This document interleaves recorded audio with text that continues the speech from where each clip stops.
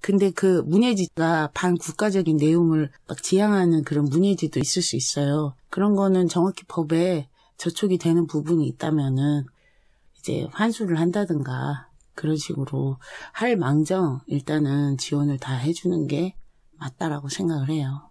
그러게 되면은 시가 참여적인 것도 없는데 사회적인 네. 비판이 너무 약해져가지고 시의 그 사회 참여를 많이 제한을 하기 때문에 그 정치색을 갖고 한다 하더라도 시 안에서는 그렇게 큰 영향력을 못 미치니까 다 열어놔야 돼요. 시는 평론이나 정치평론이나 평론 쪽에서 네. 이런 것은 상당히 영향력이 세거든요. 그런데 시로 갖고 그걸 영향력을 미치기는 쉽지가 않으니까 어떤 시가 되더라도 참여적인 시라도 다 열어놔야 돼요. 그거 지원해줘야 되고. 예.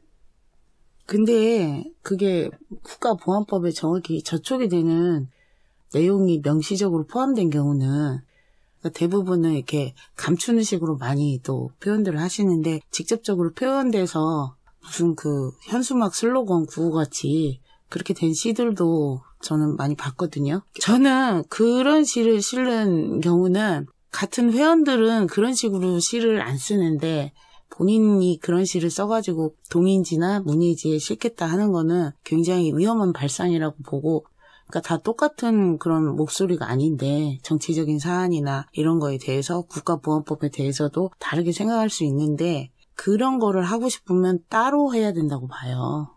저는 그걸 못하게 한 게 아니잖아요. 그런 사람들끼리? 예. 그런 지향을 가진 정치적인 목적을 띠고 그런 거를 하고 싶으면 따로 해야지 이게 그런 사람들의 지향이 있는 것 마냥 그렇게 인식될 수가 있잖아요. 예. 사실은 그렇지 않은 분들이 훨씬 많은데 그렇게 할 거면은 따로 하셔야 돼요. 정확히 어떤 정치적인 구호와 목표를 가지고 국가보안법에 저촉되는 부분을 명시적으로 언급을 하면서 그렇게 한다는 거는 저는 너무나 이상하고 저는 정확히 반대예요. 좋아서 하는 사람이 따로 만들어서 하면 돼요. 다양성의 기준과 문화예술의 그 자유로운 사상의 그거를 더 협소하게 만들고 그런 경우는 정확히 문화적인 다양성을 해친다고 보기 때문에 지원해 줄 필요가 없다고 봐요. 그런데 우리 헌법에가 이념과 사상의 자유를 가질 수가 있는 거고 그 이데올로기가 다를 수도 있는 거잖아요. 그래서 그것은 그 사상과 그 표현의 자유를 많이 제약하는 것이 되는데 문제는 뭐냐? 우리나라 같은 경우에 우리 체제를 이어갈 수 있는 여러 가지가 지금 기본적으로 지금 깔려갖고 있단 말이에요. 다른 나라하고 틀리게끔. 그래서 우리가 그것을 다 받아들일 수는 없지만은 자유민주주의 국가의 모든 혜택을 다 누리려고 하면서 거기에 촉수를 뻗어가지고 숟가락을 얹어서 자꾸 야금야금 깨끗한 척 그러냐고요. 다 위선 같아요, 저는. 그래서 그런 걸 하고 싶으면 정확히 그 지향을 가지고 우리는 그런 거를 지향하는 문예지다 내지는 동인지다 하면서 개별적으로 활동을 하라는 거예요. 헷갈리지 않게. 그렇게 되어서는 안 된다는 거죠. 지원의 문제를 떠나서 인간의 사상이나 이념에 대한 자유는 어느 국가든지 이게 보장이 돼 있는데 그 공산주의가 나쁜 것은 아니에요. 민주주의도 그렇게 나쁜 거 아닌데 사실상 따져보면 민주주의가 훨씬 더 독재예요. 왜 그러냐면은 민주주의는 50.01%만 된다 하더라도 나머지 49.99%를 다 무시를 하고 그 독재를 하는 거거든요. 그게 허용이 된 나라예요. 법으로. 그런데 공산주의는 사실상은 평등한 그 경제와 평등한 그 권리를 누린다고 시작을 했는데 그 운영하는 사람이 거의 한 사람도 빠짐없이 다 독재를 지금까지 시행해 왔어요. 그래서 그 인상 자체도 아주 나쁘게 돼 있고 사람이 고르게 똑같이 같은 그 권리를 누리고 산다는 것 자체가 지금은 오히려 이상한 거야. 그 공산주의 체제 자체가. 왜? 그 운영하는 사람들이 공산주의라는 환상적이고 인류의 최종적인 이상적인 유토피아를 완전히 배려 나쁜 거야. 그런데 민주주의도 그 독재를 했거든요. 민주주의도 독재를 했는데 민주주의는 양극화와 서로의 빈부격차를 서로가 인정하게끔 해놓다 보니까 어느 정도 그걸 수용을 하고 있는 거야. 근데 민주주의 안에서도 독재를 해왔어요. 그래서 인간이 누가 어떻게 운영하느냐에 따라서 이 문제가 있지만은 그래도 지금까지 우리 인간의 그 사고나 운영해 나가는 데서는 반독재라도 해나가는 쪽이 오히려 조금 낫다.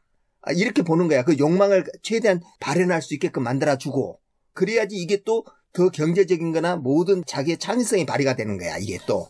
그러니까요. 공산당은 공산당 외에는 인정하지 않잖아요. 종교도 인정하지 않잖아요. 심지어는. 지금은 다 해요. 아이 그냥 문의로 하는 거죠. 아니야. 공산당이 최고죠. 무슨 공산주의 국가에서 공산당 말고 다른 게 근데 그 공산당이 말로 공산당이지 독재자를 위한 당이잖아요. 아니 근데 공산당이라고 그렇게 나쁠 것은 아닌데 지금 공산주의가 걸어온 길이 정확히 인권 탄압하고 그걸 다 봐왔잖아요. 문화와 예술이 살 수 있나요? 공산주의에서 꼽힐 수 있나요? 백석도 그랬고 다 처단당했잖아요. 공산주의자였던 사회주의자였던 사람들마저도 수용을 못하는 저기 사회가 공산주의였어요. 다른 사람들은 가만히 있는데 그 몇몇 소수가 나서서 그쪽으로 막 소리를 스피커 역할을 하면 나머지 사람들이 다 피해를 입는 거 아니냐고요. 그러니까 정확히 좀 구분을 했으면 좋겠어요. 그래야 그 문학의 인사들이라든가 그런 사람들에 대해서도 악의적인 공격이라든가 이런 것들을 깨끗하게 더 구분을 해야지 저는 막을 수 있다고 봐요. 앞으로 우리 사회가 더 분열돼 가고 있잖아요. 첨예하게 더 많은 위험에 노출이 된다고 봐요. 문인들도. 그래서 정치적인 목적 외에는 없어 보여요. 제가 볼 때. 그 문인들이, 그 예술인들이 가진 지향이라는 게 정말 다양하고 여러 가지가 있다 하면은 제가 그래도 김수영이 살았던 그 시대에 김수영 시인만큼의 그런 걸 가졌다 그러면 충분히 인정할 수 있어요. 근데 그렇지 않다라는 거예요. 김수영이나 백석. 네. 그 정도면 인정할 수 있죠. 아유, 당연히 인정하죠. 네. 인정을 받으면 돼요. 그 높은. 네. 그런데 그 독재 때 굉장히 그 오적을 썼던 김지아 시인이 있잖아요. 네. 근데 그 시인도 이 민주주의 파괴에 대해서 엄청난 저항을 하면서 그 오적이라는 시를 쓰고 그 사회 정화작용을 하기 위한 시를 썼거든요. 네. 예, 가장 강력하게 썼다고 봐요, 저는.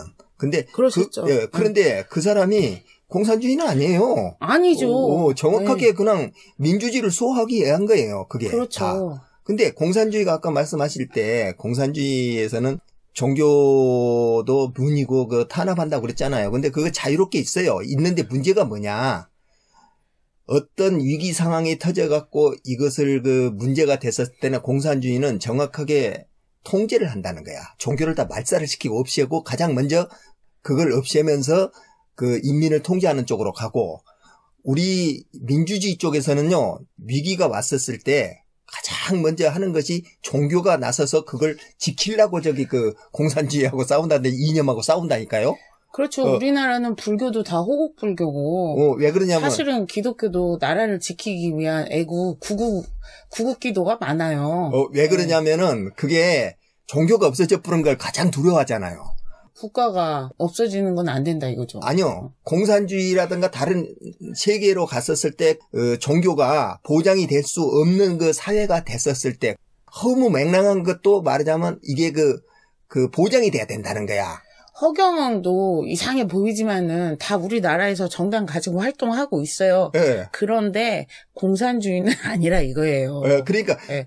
수도 없이 증명이 돼 왔고 이제까지 그런 유토피아는 그냥 말만 해. 네. 허상적인 그런 거 이미 역사적으로 드러나 있어요. 왜냐면은 훨씬 더 인권 탄압이 많고 사람의 사상과 자유를 제약하는 게 훨씬 더 많다 이거예요. 상대적으로 봤을 때. 네. 그래서 계속 증명이 됐는데도 그리고 우리나라가 지금 분단돼가지고 헌법상에도 사상과 자유를 얘기하고 있지만은 정확히 공산주의는 그거는 벽을 쳐놓고 있거든요. 헌법에서도. 그래서 우리가 최소한 그 틀은 깨지 말자 이거예요. 예술을 지향하면서 하면 되는데 앞으로도 계속 우려가 되는 부분들이 많이 있기 때문에 지원을 다 해주되 구분을 하자. 나라에서. 그런데 그것을 이제 공산주의에서의 그 파시즘이라든가 휘기라돼서 가는 이유가 있어요. 예. 인간에 있어서 그 이념이 우선이에요. 그쪽에는 이념이 우선이기 때문에 그걸 그래서 공산주의는 뭐라 부르냐면 사회과학이라고 해요. 그거를. 사회과학적으로 인간이 지금 뭐 어떤 기준을 세워놔놓고 그 기준에서 잘못되고 있지 않냐. 그러니까 종교라는 건 허상이고 망상이잖아요. 허상이고 망상인데 그런 허상과 망상에다 시간을 다 낭비하고 있는 인간이기 때문에 그것은 절대적으로 허용할 수 없다 하고 그 자기네들이 어떤 그 사회 기준에다가 설정을 해놔놓고 거기다가 맞추려고 하다 보니까 그 사람들을 탄압하고 그 사람들을 죽이기도 하고 그 사람들을 말살하기도 하고 그런 사고가 나온단 말이에요. 그런데 인간이라는 게 원래 망상과 허상에서 많은 것이 발전돼 오잖아요. 특히 시인이 그 공산주의하에서 살아남을 수 있을까? 못 한 명도 살아남다고. 못 살아남아요. 예술인들은 아무도 못 살아남아. 아무도 거기서. 못 살아남아요. 그래서 이 인연과 이 체계가 괜찮은 체계다 그렇게 보려면은 장애인들 그다음에 이 허상과 그 망상을 갖고 종교를 허용하냐? 공산적인 사람들을 다 허용을 하냐? 그다음에 예. 그 예술가들을 다 허용하냐? 이것을 쳐다보면 알아. 그것이 자유롭게 되냐 안 되냐에 따라서 그 체계는 살 수 있는 체계다. 못 사는 체계다. 그리고 가난한 사람과 능력에 따라서 이렇게 그 차이는 좀 있지만은 적어도 가장 가난한 사람들에 대해서 어느 정도의 배려가 돼 있냐, 보장하려고 하느냐 안 하느냐, 그거에 따라서 그 사회가 건전하냐 안 하냐를 갖다가 판단해 볼 수가 있는 거예요. 그런데 저거는 안 되겠다. 예를 들어서 그 뭐 도둑질하고 거짓말하고 사기치고 하는 사람들은 싹 없애버려야 돼 하고 한 번에 그 말살을 해보려고 그러잖아요. 그런다고 그게 없어지질 않아. 그 사람들은 그냥 감옥에다 가다서 조금 더 벌을 줘가지고 이 사회 체제에 계속적 적응하게끔 만들어가는 그런 것이 더 중요한 거예요. 그것도 자유인 거야. 그것도 하나의 다 자유가 그 안에 들어앉아 있는 부분이거든. 그래서 그 자유를 얼만큼 가장 잘 보호를 하고 그것을 허용을 해주느냐. 이것이 바로 그 체제의 건전성을 보는 거예요. 근데 그렇게 이 사회를 끝없이 공산주의화 시키려고 하면서 사회주의화 시키려고 하면서 모든 세금이라든가 지원을 다 받겠다는 그 태도도 저는 너무나 이상하고 내로남불적인 그런 거를 하는 단체들은 정확히 구분이 돼야 되죠. 자기들이 주장한 거하고 정확히 배치되는 내부적으로 그런 활동을 하는 단체가 많이 있을 거잖아요. 예. 그래서 여러 그 단체들에 대한 지금 세금 지원 관계를 조금 더 정확하게 들여다봐야 될 필요가 있다. 정부에서. 그렇게 봐요. 예. 네, 여기까지 합시다. 네. 예.